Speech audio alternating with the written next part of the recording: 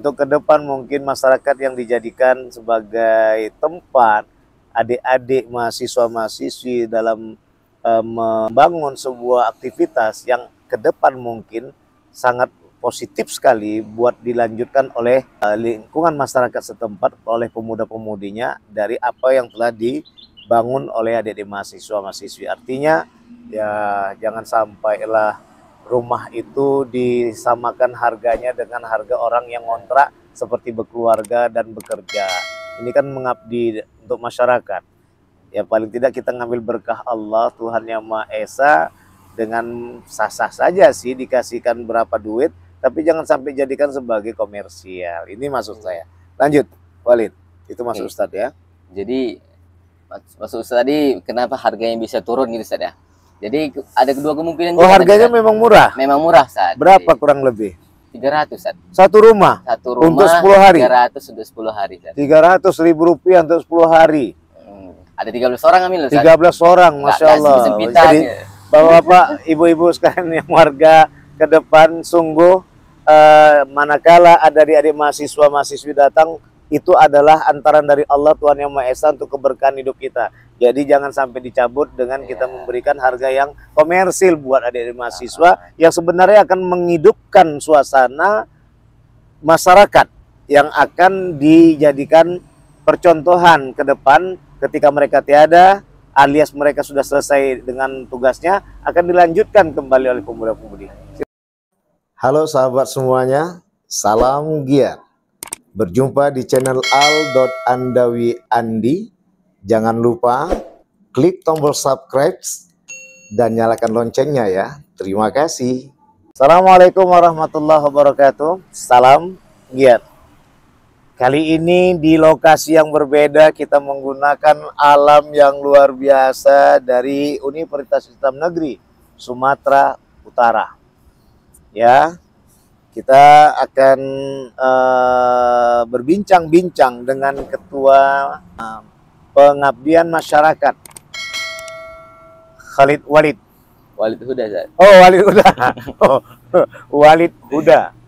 Kita akan lihat bagaimana hasil yang diperoleh tentang suasana lokasi masyarakat yang tempat mereka mengabdi, dari mulai diawali kondisi sosialnya, pemahaman mereka tentang akhlak, bagaimana mereka menggunakan akhlak itu untuk dapat melestarikan kebersamaan antara mereka sesama masyarakat di kampung masjid dengan menggunakan tentunya adalah ibadah dalam aspek esoterik. Ya, ibadah ini wilayah eksoterik, tapi dikembangkan dengan aspek esoterik, wilayah yang menerjemahkan bahwa mereka menyadari semua alam semesta ini adalah milik Allah yang Maha Suci, sehingga tidak peduli dengan perbedaan, tidak peduli dengan harta dan tahta, tapi yang mereka pedulikan bagaimana kebersamaan, sehingga terwujudlah kemerataan dalam memiliki harta dan tahta itu sendiri. Bersama kita Walid Huda. Baik, silakan Lid. Mungkin sebelum Ustadz nanya-nanya, bagaimana kamu bisa menceritakan bagaimana selama kurang lebih berapa hari, Lid? 10 hari Ustaz. 10 hari ya, 10 hari. Silakan Lid. Jadi kepergian kami diawali hari Sabtu ini Ustaz. Hari Sabtu kami kumpul di UI naik bus, dan sampainya di sana itu di sore harinya. Dan di hari Sabtu itu kami full hanya sekedar beres-beres, belum ada perkenalan sama masyarakat. Paling enggak ya sama tetangga aja lah, karena juga kan kami di situ tinggal, yang laki-laki di rumah kontrakan, yang perempuan di rumah yang ada memang teman kami tinggal di situ. Baik teman-teman YouTube sekalian, sebelum kita masuk pada pertanyaan yang saya harapkan tadi, ada diawali luar biasa ini Walid Huda untuk mengawali bagaimana prosesi dalam pelaksanaan pengabdian masyarakat untuk besok ke depan adik-adik yang lain di tahun akan datang agak memperoleh jalan bagaimana sih proses dalam memenuhi pelaksanaan pengabdian masyarakat tadi. Silakan lanjutkan Walid Huda. Kemudian di hari Minggunya barulah kami mulai untuk bersosialisasi kepada tetangga-tetangga, kepada masyarakat, dan pada hari Minggu itu juga kami mendatangi kepala desa, kemudian ketua BKM, kemudian ada 2 rumah tahfiz yang pada dasarnya tetap satu yayasan. Jadi kami datang ke rumahnya, ya meskipun pada awalnya di waktu survei kami udah datangin, tetapi di sini kami kan sekedar memberitahu kembali bahwasannya kami di sini 19 orang sudah berada di Kecamatan Batubara, Talawi ini kan, Sat. Memberitahu kepada mereka akan melaksanakan pengabdian masyarakat di sini, akan menjalankan berbagai macam kegiatan yang jelas insya Allah positif nilainya, ada yang umum dan juga ada yang agamis gitu, Sat. Lanjut. Oke. Kemudian setelah itu masuklah kita di hari Senin, Sat. Di hari Senin kami sudah mulai mengajar di UPT SDN, ada juga dekat situ, Sat. Ikutlah kami juga apel sama guru-guru, ikut mengatur anak-anak dan juga ikut mengajar. Cuman mengajarnya nggak 1 harian kami full, Sat. Jadi dari pagi kami sampai istirahat, itu kelas istilahnya punya kami. Jadi kami tinggal membagi orang-orang yang masuk ke kelas dan membagi pelajaran apa aja yang mau diajarkan kepada anak-anak. Bentar, tadi ada masalah tentang kehadiran 19 orang. Tuh 19 orang tuh semua laki-laki atau ada perempuan? Semua laki-laki dan semua perempuan. Oke. Kemudian penempatannya gimana? Alias homestay-nya gimana? Jadi kami laki-laki ada 13 orang, Sat.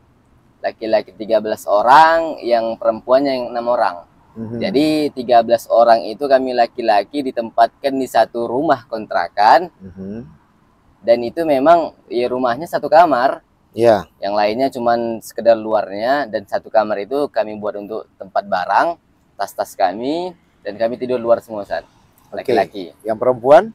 Dan yang perempuan itu tinggal di rumah kawan kami yang kebetulan memang dia tinggal di situ. Dan itu juga memang kenapa kami mengambil tempat situ, karena dia tinggal di situ juga, Saat biar ada juga membantu. Saat jadi di situ mereka tinggal, di situ juga tempat masak juga, Saat. Jauh jarak enggak, Saat, enggak jauh, rumah laki-laki yang rumah perempuan enggak jauh? Enggak jauh, Saat. Hanya sekedar 3 rumah, cuman masuk gang, Saat. Oh, 3 rumah, sekitar 3 rumah ya? Iya, Saat. Itu biayanya gimana? Jadi biayanya itu dikarenakan juga kenal, dan rumah itu sebenarnya nggak bertempat tinggal, nggak ada orangnya, Sat. Jadi itu dikontrakkan, memang nggak untuk ditempati, masuk sama orang yang awal gitu, Sat. Dikontrakkan dengan harga seperti kontrak bagi masyarakat umum, atau karena ada nilai atau value kalian sebagai mahasiswa yang mengabdi di masyarakat? Teman-teman YouTube sekalian, ini harus kita tegaskan. Untuk ke depan mungkin masyarakat yang dijadikan sebagai tempat adik-adik mahasiswa-mahasiswi dalam membangun sebuah aktivitas yang ke depan mungkin sangat positif sekali buat dilanjutkan oleh lingkungan masyarakat setempat, oleh pemuda-pemudinya, dari apa yang telah dibangun oleh adik-adik mahasiswa-mahasiswi. Artinya ya jangan sampailah rumah itu disamakan harganya dengan harga orang yang ngontrak seperti berkeluarga dan bekerja. Ini kan mengabdi untuk masyarakat. Ya paling tidak kita ngambil berkah Allah, Tuhan Yang Maha Esa, dengan sah-sah saja sih dikasihkan berapa duit, tapi jangan sampai jadikan sebagai komersial. Ini maksud saya. Lanjut, Walid. Itu maksud Ustadz ya. Jadi maksud Ustadz tadi kenapa harganya bisa turun gitu, Ustadz ya? Jadi ada 2 kemungkinan. Oh, harganya memang murah? Memang murah, Saat. Berapa kurang lebih? 300, Saat. Satu rumah? Satu rumah untuk 10 hari? 300 untuk 10 hari, Saat. 300.000 rupiah untuk 10 hari? Ada 13 orang ambil, Saat. 13 orang, Masya Allah. Jadi Bapak-bapak, ibu-ibu sekalian yang warga ke depan, sungguh manakala ada adik-adik mahasiswa-mahasiswi datang, itu adalah antaran dari Allah, Tuhan Yang Maha Esa, untuk keberkahan hidup kita. Jadi jangan sampai dicabut dengan kita memberikan harga yang komersil buat adik-adik mahasiswa yang sebenarnya akan menghidupkan suasana masyarakat yang akan dijadikan percontohan ke depan ketika mereka tiada, alias mereka sudah selesai dengan tugasnya, akan dilanjutkan kembali oleh pemuda-pemudi. Silakan Walid untuk melanjutkan tadi. 300.000 itu lain sama buang air, Saat. Jadi di sana sistem airnya itu dikarenakan ini bukan rumah pribadi, jadi airnya mengambil dari rumah tetangga gitu, Saat, sistemnya. Kebetulan pas kami bilang malah toh diberi kebaikan lagi, diberi kemudahan lagi. Ya udah pakai aja airnya dulu. Masya Allah. Pakai aja, tetapi tetap di akhir kami perpulangan biar ada juga tanda terima kasih kami, nggak hanya sekedar memakai barang mereka gitu Ustaz ya. Tetap ada juga kami sisihkan kepada mereka gitu Ustaz. Memang ya dimudahkan lah Ustaz. Baik, itulah prosedurnya ya. Prosedurnya. Sampai akhirnya diberi kemudahan juga oleh kepala desa ya. Situ lurah apa kepala desa? Kepala desa, Ustaz. Ya, kepala desa. Dalam pelaksanaan apa aja kegiatan yang kalian lakukan? Oke. Masuk kita ke hari Senin, Ustaz. Nah, di hari Senin kami paginya itu mengajar di UPT SDN tadi, Ustaz. Jadi di sana ada SD negeri, di situ Ngapi ngajar dari pagi sampai jam 10, Ustaz. 10. Kemudian siangnya kami ngajar di rumah tahfiz. Rumah tahfiz ada 2, yang satu rumah tahfiz Iqra, satu yang untuk Qurannya, Ustaz. Jadi mengajar kalian di situ? Iya, Ustaz. Teman-teman YouTube sekalian, ternyata Fakultas Usuluddin juga bisa mengajar. Ya, bukan hanya Fakultas Tarbiyah. Tentunya Fakultas Tarbiyah akan berterima kasih karena banyak guru-guru yang lain juga berjibaku untuk mencerdaskan anak-anak bangsa dan negara. Lanjut. Jadi sedikit informasi kembali, itu kan kami ada 19 orang, Ustaz. Nah, jadi 19 orang itu langsung dibagi 2 deh, San. Dibagi 2, satu tim jadinya 8 orang, San ya. Nah, satu tim ada yang 8 orang lah, San. Ada juga yang 9. Jadi, misalnya satu grup A, satu lagi grup B. Di grup A misalnya di hari Senin mereka ngajar di sekolah, baru di hari yang B-nya di hari Senin mengajar di rumah tahfiz. Jadi, mulai di hari Selasanya langsung lokal ya, San. Sistemnya gitu, San. Adakah Walid dan kawan-kawan menghadapi tantangan dan rintangan? Itu dia, San. Nah, gimana? Untuk perkembangan kami di sana 10 hari, tantangan dan rintangannya tidak lain dari atasan sendiri, San. Atasan itu, maksudnya? Orang kepala desa, orang ketua BKM. Dah itu aja saat sebenarnya. Jadi, seperti apa tantangan itu? Oke, kita masuk ke kepala desa dulu saat ya, yang pertama di sini. Iya, nggak usah sebut desanya ya. Oke. Ini tetap menjaga, ya, tetap menjaga. Yang penting kita harus tahu muatannya. Silakan Walid. Jadi memang kepala desanya itu ketika kami izin menyampaikan kegiatan kami di sana itu memang respeknya bagus gitu, Sat. Iya, cuman apa namanya, pengembalian dia kepada kami itu nggak ada, San. Maksudnya dia ingin berjumpa sama kami itu payah, San. Sama kemudian membantu kegiatan. Jangan-jangan karena memang kadesnya lagi sibuk. Nggak, San. Ada juga ya, San, memang sibuk, cuman sibuknya ngapain itik, San.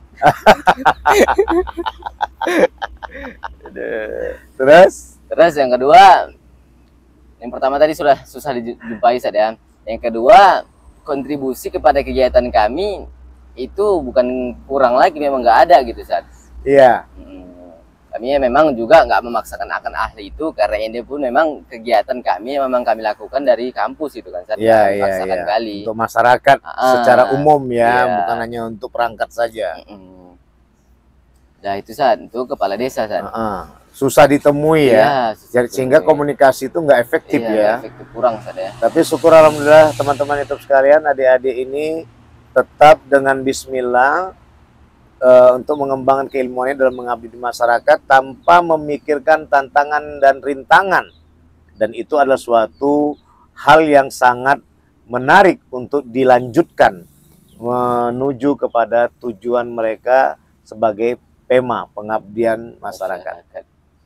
Terus kemudian orang yang kedua, Sad. Iya, orang yang kedua. Tadi ketua BKM. Nah, ketua BKM ini modelan orangnya, Sad. Ketakutan gitu, Sad. Ketakutan yang berlebihan yang menyebabkan dirinya pada kemunduran gitu, Sad. Apa yang ditakutkan rupanya? Jadi langsung ke intinya aja lah, Sad ya. Ini mau buat lomba, San. Ada lomba di situ, satu umum, satu agama. Jadi yang umum itu karena kami tahu itu sifatnya umum, kami tempatkan di sekolah, Ustaz. Kemudian satu lagi yang agama. Jadi di situ nanti ada baca Quran, hafalan Quran, ada azan gitulah, Ustaz ya. Pokoknya tahfidz salam muslim pun nggak ada. Pokoknya tentang Al-Quran lah, Ustaz. Dan itu jelas kami tempatkan di masjid, Ustaz. Karena pun itu kan juga agama, nggak mungkin terlepas dari masjid. Istilahnya tempatnya lah gitu, Ustaz ya. Kemudian kami tetap minta izin kepada beliau. Ya, prosedurnya ya. Sebagai administrasi ya, Ustaz ya. Tetapi beliau bukan, ya tidak mengasih, Ustaz.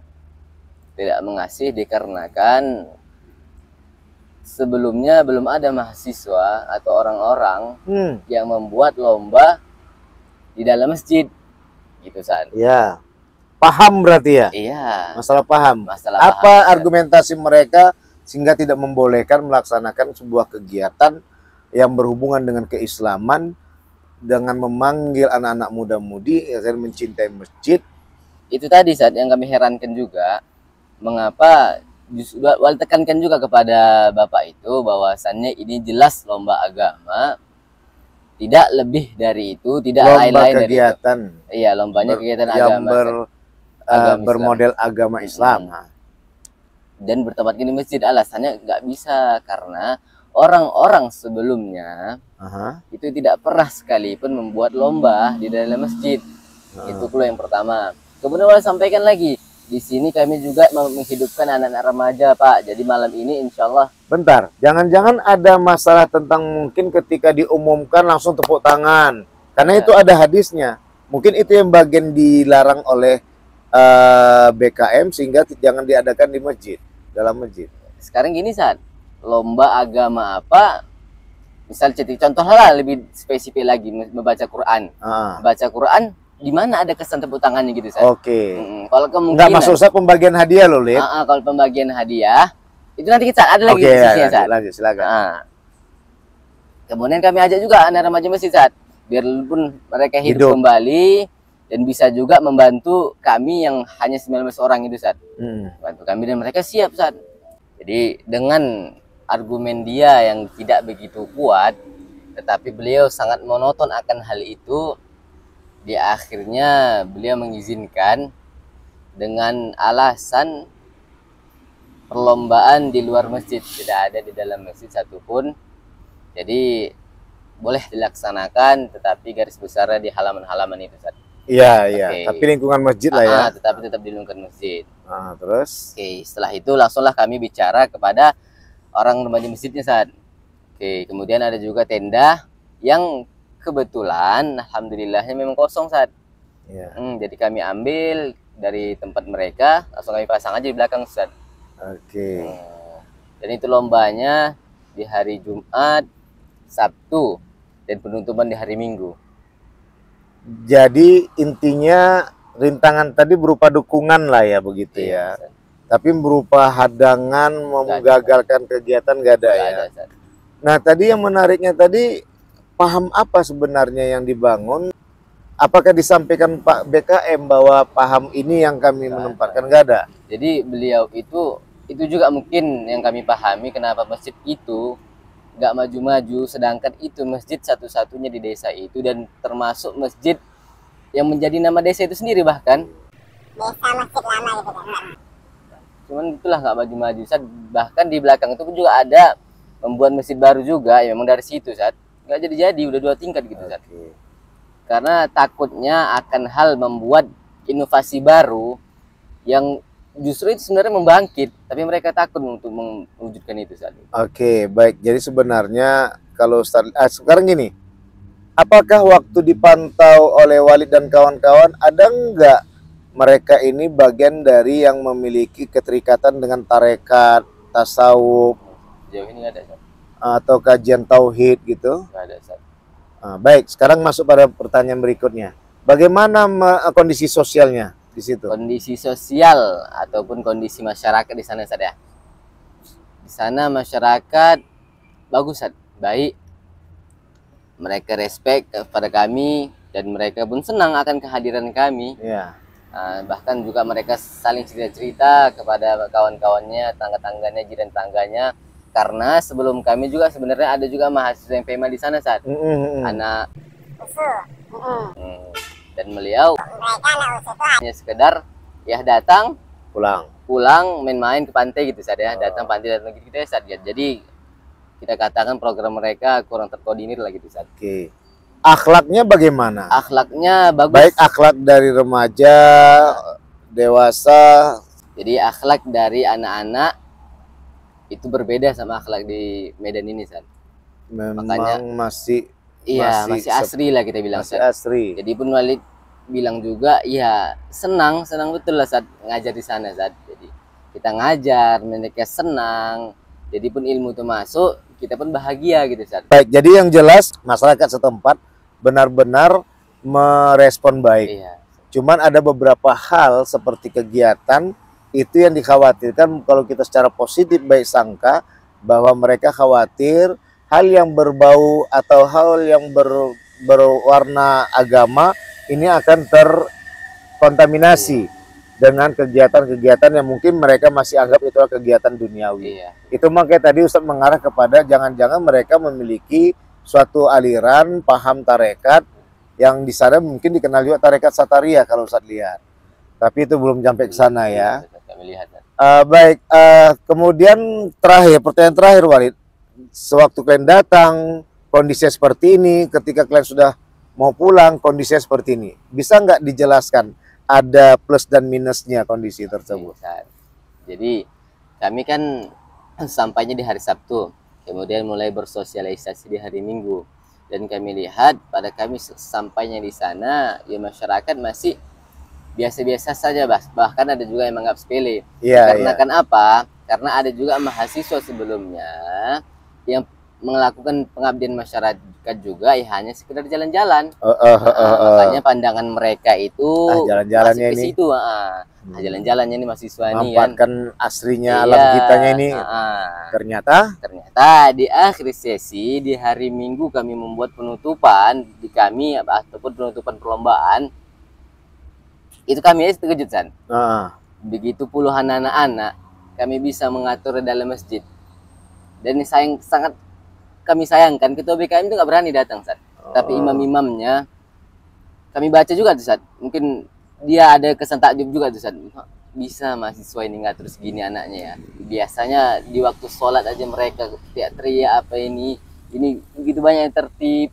Itu juga nih, cuman sangat disayangkan nggak datang ketua BKM-nya. Padahal Walid menunjukkan itu sebenarnya tadi, San. Masya Allah. Teman-teman YouTube sekalian, ternyata buah itu memang manis hasilnya bila dirawat dengan seksama. Meskipun dilihat sementara gersang tanahnya, bibit yang dikhawatirkan nggak tumbuh, tapi begitu kepiawaian si penanamnya akhirnya menghasilkan pohon yang rindang, buah yang ranum, manis lagi. Artinya adalah nilai respek dari masyarakat melihat keberhasilan adik-adik mahasiswa-mahasiswi dalam mengabdi di tempat mereka telah menghadirkan suatu percontohan yang insya Allah kita harapkan ke depan akan ditindaklanjuti oleh adik-adik remaja-remaji, insya Allah. Baik, gitu ya Walid ya. Ada rencana memang kalian akan reuni atau akan ada melakukan follow upisasi ke situ? Untuk follow up kegiatan belum, saat, cuman kalau untuk ke sana lagi udah ada rencana saat. Oke, mudah-mudahan kalau ada waktu nanti Ustaz insya Allah mungkin bisa ya, entah kita pergi bareng dan lain sebagainya. Baik, gitu saja. Iya. Teman-teman YouTube sekalian, itu tadi perbincangan kita di bawah pohon yang rindang, pohon bambu DPRB, di bawah pohon rindang bambu di lokasi UINSU Medan. Kita sudah berbincang dengan Walid sebagai ketua pengabdian masyarakat yang dengan 19 orang berangkat ke sana menghadapi dengan berbagai rintangan dan tantangan, tapi tetap dengan bismillah dan akhirnya alhamdulillah. Semoga ini dapat bermanfaat buat kita semua teman-teman YouTube sekalian, khususnya adik-adik mahasiswa yang ke depan akan memasuki semester 5, tahu akan apa saja yang akan dilakukan dan tahu rencana kegiatan apa saja yang akan dikerjakan. Sampai jumpa di video berikutnya. Salam giat. Wassalamualaikum warahmatullahi wabarakatuh. Waalaikumsalam warahmatullahi wabarakatuh.